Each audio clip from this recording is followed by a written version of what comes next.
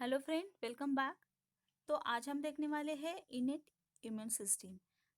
तो last lecture में मैंने डिफरेंस बताया था इनेट इम्यून सिस्टम में और एक्वायर्ड इम्यून सिस्टम में। तो आज हम वन बाय वन एक एक इम्यून सिस्टम को डिटेल में देखने वाले हैं।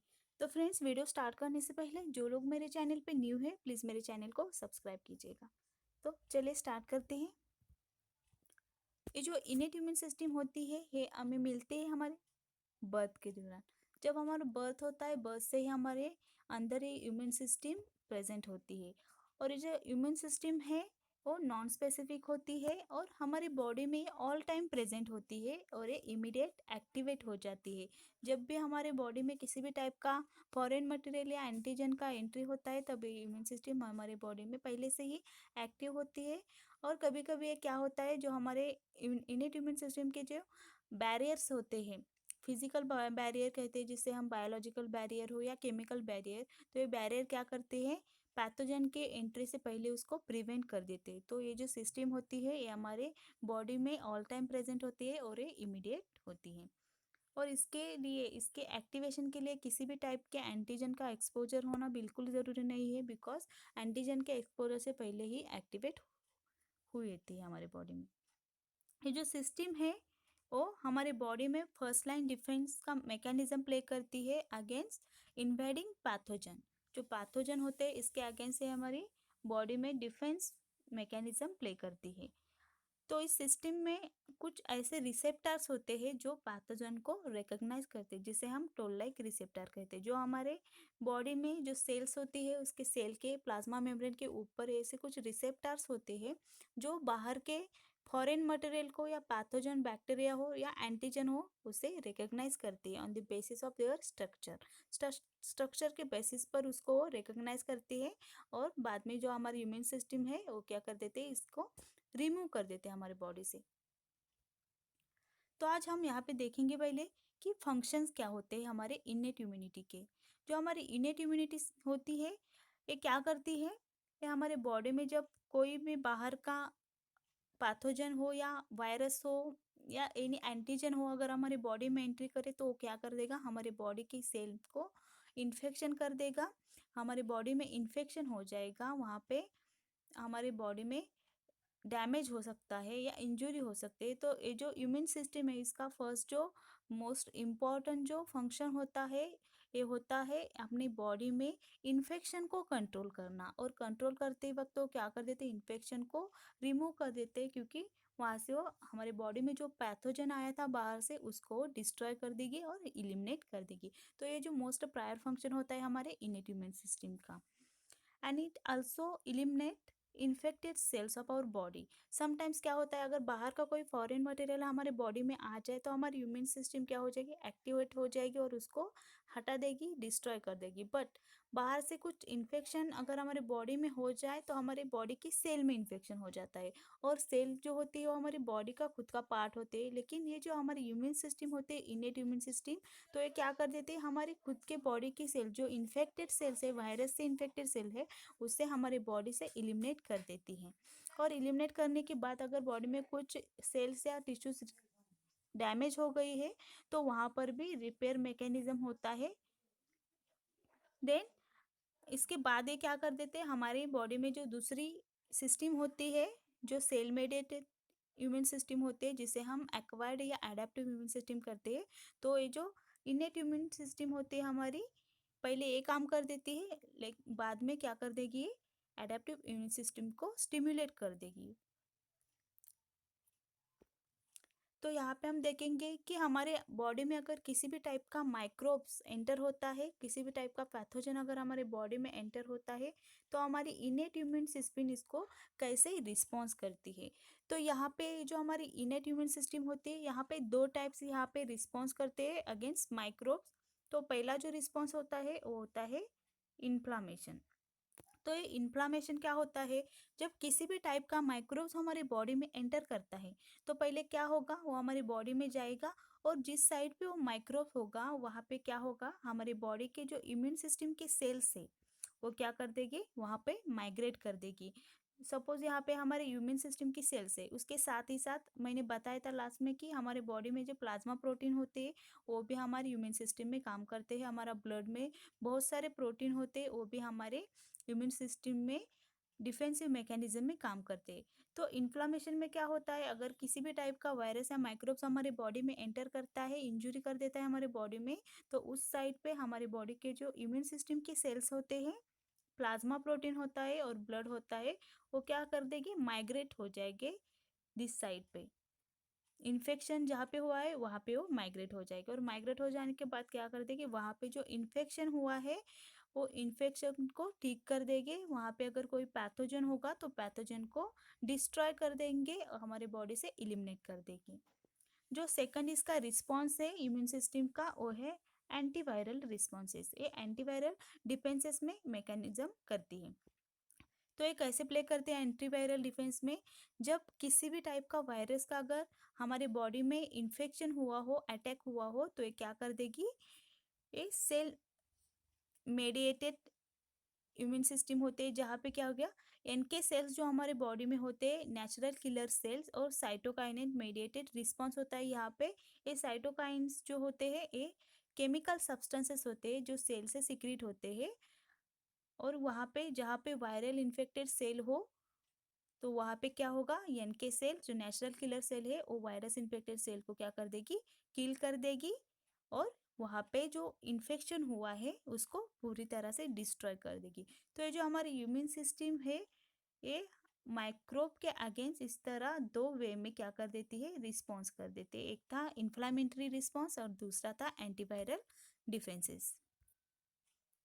अगर नेक्स्ट बात करें कि हमारी बॉडी में जब किसी भी टाइप का पैथोजन एंटर करता है तो हमारे जो इम्यून सिस्टम है, यहाँ पे हम इनेट इम्यून सिस्टम के बारे में बात कर रहे हैं, तो हमारे जो इनेट इम्यून सिस्टम है जो हमें बाय बर्थ मिली है, ये कैसे वर्क करती है, कैसे ये रिकॉग्नाइज करती है कि ये जो बाहर से पार्टिकल आए हैं ये हमारे बॉडी का नहीं है, खुद का नहीं है, ये फॉरेन मटेरियल है या ये हमारे बॉडी के लिए हार्मफुल हुए।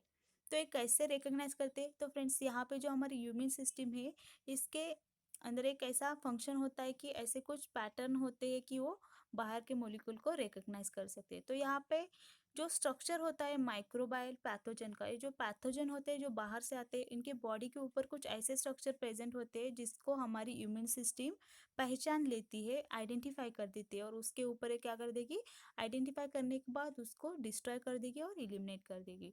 तो it recognise structure present on the microbial pathogen and जिसे हम क्या कहते हैं, पैथोजन एसोसिएटेड मोलिकुलर पैटर्न। जब उसके स्ट्रक्चर जो माइक्रोबायल पैथोजन होगा उसके बॉडी के ऊपर जो स्ट्रक्चर प्रेजेंट होगा उसके ऊपर हमारी इम्यून सिस्टम उसको आइडेंटिफाई करते हैं, जिसे हम PAMP भी कहते हैं। एंड ये ऑल्सो रिकॉग्नाइज करती है जो मोलिक्यूल्स प्रोड्यूस होते हैं डैमेज्ड सेल्स से, जिसे हम डैमेज्ड एसोसिएटेड मोलिकुलर पैटर्न करते हैं, इनके ऊपर ये क्या कर देंगे, हमारी इम्यून सिस्टम इनको रिकॉग्नाइज कर देंगे कि ये जो पार्टिकल है माइक्रोबायल पैथोजन है हमारे बॉडी का नहीं है, बाहर से आया हुआ है, ये फॉरेन मटेरियल है। तो ये जो बोथ PAMP और DAMP जो होते हैं, इसके रिकॉग्निशन के लिए हमारे बॉडी में क्या होते हैं, ये जो पैटर्न होते हैं इसके रिकॉग्निशन के लिए हमारे बॉडी में कुछ रिसेप्टर होते हैं, जिसे हम PAMP और DAMP रिसेप्ट पैटर्न रिकॉग्निशन रिसेप्टर भी कहते हैं। और एंड ये जो रिसेप्टर्स होते हैं एक कब हमारे बॉडी में प्रोड्यूस होते हैं, जब हमारी डेवलपमेंट होती है, जर्म लाइन की डेवलपमेंट होती है। डेवलपमेंट की बहुत सारे स्टेजेस होते हैं, लेकिन यहाँ पे जो ये रिसेप्टर्स है, जो पैथोजन रिकॉग्नाइजेशन रिसेप्टर्स है, उनका डेवलपमेंट जर्म लाइन जब बनती है तब होता है। देन जो इनेट इम्यूनिटी होती है हमारी, तो मैंने पहले ही बताया था कि ये जो इनेट इम्यूनिटी है ये ऑटो इम्यून डिसऑर्डर्स प्रोड्यूस नहीं करती। तो ऑटो इम्यून डिसऑर्डर्स क्या होती है, तो ये जो ऑटो इम्यून डिसऑर्डर्स होते हैं इनमें क्या होता है, हमारी ही इम्यून सिस्टम के सेल्स हमारे अगर हेल्थी एंड फंक्शनल सेल को डिस्ट्रॉय करने लगे तो हम उसे ऑटो इम्यून डिसऑर्डर कहते हैं। लेकिन इनेट इम्यून सिस्टम में ऐसा कुछ नहीं होता। तो ऑटोइम्यून डिसऑर्डर प्रोड्यूस किस में होते हैं, एक्वायर्ड या एडेप्टिव इम्यून सिस्टम में होती है, तो यहाँ पे नहीं होता है। तो हमारे बॉडी में कुछ ऐसे रिसेप्टार्स होते, तो मैंने पहले बताया था कि यहाँ पे इनेट इम्यूनिटी में टोल लाइक रिसेप्टर होते हैं जो हमारे सेल के प्लाज्मा मेम्ब्रेन के ऊपर होते हैं, और इसे मेम्ब्रेन बाउंड रिसेप्टर भी हम कहते हैं। क्या कर देते हैं, बाहर का अगर पैथोजन हमारे बॉडी में एंटर कर जाएगा तो वो एक्ट होगा लिगैंड जैसे, और हमारे रिसेप्टर पे के ऊपर क्या हो जाएगा, बाइंड हो जाएगा। तो ये जो टोल लाइक रिसेप्टर है, जब पैथोजन हमारे बॉडी में अंदर तक टिश्यू लेवल तक सेल लेवल तक आ जाएगा, तब ये टोल लाइक रिसेप्टर क्या कर देंगे, उसको रिकॉग्नाइज कर देंगे। बिकॉज ये जो रिसेप्टर है इनमें बहुत सारे टाइप्स होते हैं, डिफरेंट डिफरेंट। यहाँ पे 9 different toll like receptor present होते हैं हमारे बॉडी में, जिससे क्या हो जाएगा, वेरियस काइंड के एंटीजन हम रिकॉग्नाइज कर सकते हैं इस रिसेप्टर के थ्रू। तो यहाँ पे जो 9 टोल रिसेप्टर्स होते हैं वो अलग अलग टाइप के, अलग अलग पैटर्न के एंटीजन को और पैथोजन को रिकॉग्नाइज कर सकते हैं। और ये जो रिसेप्टर्स होते हैं ये हमारे सेल के ऊपर भी हो सकते हैं, कुछ रिसेप्टर ऊपर होते हैं और कुछ रिसेप्टर सेल के अंदर होते हैं, जो बाहर के भी एंटीजन को रिकॉग्नाइज कर सकते हैं। अगर कुछ एंटीजन हमारे सेल में एंटर कर गया हो तो वहाँ पे भी क्या करेंगे, उसे रिकॉग्नाइज कर सकते हैं। And it having two domains, जो रिसेप्टर्स होते हैं इसमें टू टाइप के डोमेन होते हैं। एक होता है एक्स्ट्रा सेल्यूलर, जो सेल के बाहर का डोमेन होता है, और वो लिगैंड बाइंडिंग डोमेन होता है जहाँ पे एंटीजन आके बाइंड होता है। और दूसरा होता है जो इंट्रासेल्यूलर, जो सेल के अंदर होता है। एंड जब लिगैंड एक्स्ट्रा सेल्यूलर साइड के तरफ जब लिगैंड आके बाइंड होता है हमारे रिसेप्टर को, तो इंट्रासेल्यूलर जो डोमेन होता है वो एक्टिवेट हो जाता है, और वो क्या करेगा, डाउनस्ट्रीम सिग्नलिंग करेगा, और वहाँ पे डाउनस्ट्रीम सिग्नलिंग से कैस्केड बन जाएगा, और वहाँ पे हमारा क्या हो जाएगा, जो पैथोजन है उसको किल हो जाएगा। तो ये जो टोल लाइक रिसेप्टर है, तो मैंने बताया कि टोल लाइक रिसेप्टर यहाँ पे डिफरेंट टाइप के, डिफरेंट 9 टाइप के यहाँ पे टोल रिसेप्टर है। तो ये जो टोल रिसेप्टर है कैसे वर्क करते हैं, कैसे एंटीजन को रिकॉग्नाइज करते हैं, तो यहाँ पे मैंने बताया है कि ये जो 9 टोल रिसेप्टर है ये 2 सेट में डिवाइडेड है। जो फर्स्ट होते हैं, यहाँ पे मैंने बताया जो सरफेस के ऊपर होते हैं, सेल के ऊपर होते हैं, वो है TLR, मतलब टोल लाइक रिसेप्टर 1, 2, 4, 5 एंड 6। ये जो रिसेप्टर है ये सेल के ऊपर प्रेजेंट होते हैं, और ये वाइड वैरायटी ऑफ एंटीजन को रिकॉग्नाइज करते हैं। तो ये जो 1 वाला है टोल लाइक रिसेप्टर, फर्स्ट जो है वो बैक्टीरियल लिपोप्रोटीन को रिकॉग्नाइज कर सकता है। इसमें बहुत सारे ये जो रिसेप्टर है इसमें अलग अलग सी प्रॉपर्टी होती है, जैसे ये जो फॉरेन मटेरियल है इनके स्ट्रक्चर जो होते हैं, उसके स्ट्रक्चर में अगर कोई लिपोप्रोटीन हो, या कोई फ्लैजेला हो, या कोई पॉलीसैकेराइड हो, किसी भी तरह का पॉलीपेप्टाइड हो, तो ये जो रिसेप्टर्स होते हैं इसके जो टाइप 1, 2, 3, 4, 5, 6 अप टू 9, तो ये क्या करते हैं, अलग अलग पैटर्न को रिकॉग्नाइज कर सकते हैं। तो यहाँ पे टोल लाइक रिसेप्टर 1 जो होता है वो बैक्टीरिया के लिपोप्रोटीन को रिकॉग्नाइज करता है। ये जो टोल लाइक रिसेप्टर 2 होता है, यहाँ पे जो डोमेन होते हैं यहाँ पे रिसेप्टर के, तो ये क्या करता है, बैक्टीरियल पेप्टिडोग्लाइकन का रिकॉग्नाइज करता है। ये 4 वाला पॉलीसैकेराइड को रिकॉग्नाइज करता है। 5th वाला बैक्टीरियल फ्लैजेला को रिकॉग्नाइज करता है। 6 वाला बैक्टीरियल लिपोप्रोटीन को रिकॉग्नाइज करता है। तो यहाँ पे जो टोल लाइक रिसेप्टर 1 एंड 6 है वो बैक्टीरियल लिपोप्रोटीन को रिकॉग्नाइज करता है। तो आपको पता ही होगा, every organism, every microbes is made up from the protein और लिपिड मॉलिक्यूल, और उसके ऊपर जो स्ट्रक्चर्स होते हैं उसमें पॉलीसैकेराइड होते हैं, पॉलीपेप्टाइड चेन्स होते हैं, बहुत सारे ऐसे जेनेटिक्स स्ट्रक्चर्स होते हैं, जीन के स्ट्रक्चर्स होते हैं, या प्रोटीनस स्ट्रक्चर होते हैं, जिससे क्या हो जाएगा, ये जो रिसेप्टर है उसको उसके स्ट्रक्चर से, या उसके उसमें जो एमिनो एसिड है या प्रोटीन है उसके प्रोटीन के स्ट्रक्चर के ऊपर से क्या कर देगा, इसको रिकॉग्नाइज कर देगा। जो बाकी के टोल लाइक रिसेप्टर है, जिसमें टोल लाइक रिसेप्टर 3, 7, 8 एंड 9 होता है, वो एंडोजेमल मेम्ब्रेन में प्रेजेंट होता है, जो सेल के अंदर होता है। तो ये जो टोल लाइक रिसेप्टर 3 होता है वो डबल स्ट्रैंडेड RNA को रिकॉग्नाइज करता है, जो 7 होता है वो सिंगल स्ट्रैंडेड आरएनए को रिकॉग्नाइज करता है, 8 वाला भी सिंगल स्ट्रैंडेड आरएनए को रिकॉग्नाइज करता है, और ये लास्ट वाला जो रिसेप्टर है टोल लाइक रिसेप्टर 9 वो सीपीजी डीएनए को रिकॉग्नाइज करता है। तो फ्रेंड इस तरह हमारे बॉडी में जो टोल लाइक रिसेप्टर होते हैं उसमें भी 9 टाइप के जो रिसेप्टर होते हैं वो पैथोजन के स्ट्रक्चर के ऊपर, उसके ऊपर जो प्रोटीन है, पॉलीसैकेराइड है, या किसी भी टाइप का स्ट्रक्चर है उस पैथोजन का और माइक्रोब का, उसके ऊपर ये क्या कर देंगे, ये जो पर्टिकुलर रिसेप्टर है तो उसको आइडेंटिफाई कर देगी और रिकॉग्नाइज कर देगी। तो ये था सेल के ऊपर जो रिसेप्टर हो है वो थे। जो हम यहाँ पे नेक्स्ट देखने वाले हैं साइटोसोलिक रिसेप्टर। तो कुछ रिसेप्टर मेम्ब्रेन बाउंड होते हैं, कुछ रिसेप्टर साइटोसोल में प्रेजेंट होते हैं। तो यहाँ पे अगर हम देखें साइटोसोलिक रिसेप्टर, तो यहाँ पे नॉड मतलब न्यूक्लियोटाइड ओलिगोमराइजेशन डोमेन नाम का एक रिसेप्टर होता है जो साइटोसोल में प्रेजेंट होता है, और ये किससे रिकॉग्नाइज करता है, ये रिकॉग्नाइज करता है पार्टी यहाँ पे पैथोजेनिक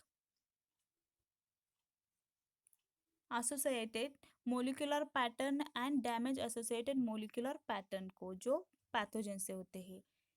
तो यहाँ पे ये पीएएमपी एंड डीएएमपी को रिकॉग्नाइज करता है नॉड, और नॉड में भी यहाँ पे दो टाइप होते हैं, नॉड 1 एंड नॉड 2। ये जो नॉड 1 होता है वो ग्राम नेगेटिव बैक्टीरिया को रिकॉग्नाइज करता है, एंड ये जो नॉड 2 होता है वो रिकॉग्नाइज करता है gram negative as well as gram positive bacteria on the basis of the muramyl dipeptide. जो ग्राम नेगेटिव और ग्राम पॉजिटिव बैक्टीरिया में एक ऐसी डाइपेप्टाइड्स होते हैं जिसे म्यूरामिल डाइपेप्टाइड कहते हैं, इसके ऊपर ये क्या कर देगा, इसे रिकॉग्नाइज कर देगा।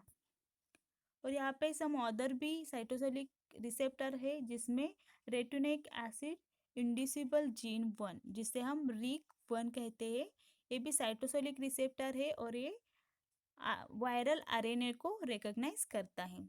यहाँ पे सी टाइप के रिसेप्टर है जो लेक्टिन रिसेप्टर है, लेक्टिन के सी टाइप के रिसेप्टर है। ये जो माइक्रोब्स होते हैं उनके ऊपर कार्बोहाइड्रेट का स्ट्रक्चर होता है, और इसके ऊपर ये क्या कर देगा, लेक्टिन रिसेप्टर कार्बोहाइड्रेट, जिस माइक्रोब के ऊपर कार्बोहाइड्रेट हो गए वैसे माइक्रोब को ये रिकॉग्नाइज कर देगा। देन यहाँ पे फंगल एंटीजन जो होते हैं उसको रिकॉग्नाइज करने के लिए डेक्टिन 1 एंड डेक्टिन 2 ऐसे साइटोसोलिक रिसेप्टर होते हैं। तो फ्रेंड्स हमने यहाँ पे देखा कि हमारे जो इनेट ह्यूमन सिस्टम होते हैं किस टाइप के होते हैं, इसमें किस टाइप के रिसेप्टर्स होते हैं जो फॉरेन मटेरियल को या पैथोजन को रिकॉग्नाइज करते हैं। अगर ये वीडियो आपको पसंद आई हो तो मेरे चैनल को लाइक कीजिएगा, शेयर कीजिएगा, कमेंट कीजिएगा, साथ में सब्सक्राइब भी कीजिएगा।